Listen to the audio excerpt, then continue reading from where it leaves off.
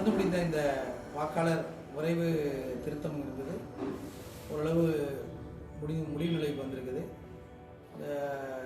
முதல் கட்டமாக அதை வெளியிட்டிருக்கிறாங்க. அதில் இருந்தவர்களுடைய பெயர்கள் இருந்ததை எடுத்திருக்கிறாங்க. அடுத்து 2 இடத்துல இடம்பெற்ற வாக்காளர்களுடைய பேரை எடுத்திருக்காங்க. இது வரவேற்கத்தக்கதாக இருக்கிறது.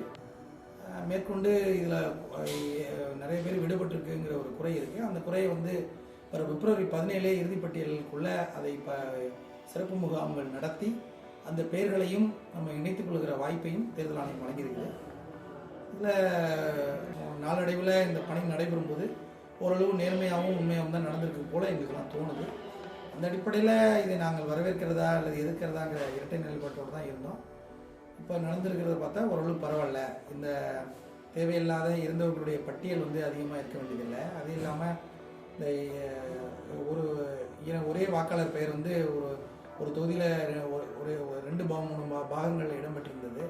அதையெல்லாம் எடுத்திருக்கிறாங்க. அதுக்கான இந்த வருவாய்த்துறையினுடைய வேலையும் சரி, அந்த அரசூழியர்களுடைய பங்களிப்பும் மிகச்சிறந்த அளவில் இருக்குது. இரவு பொருள் பார்க்காம வருவாய்த்துறையினர் இந்த வேலையை செஞ்சுருக்கிறாங்க.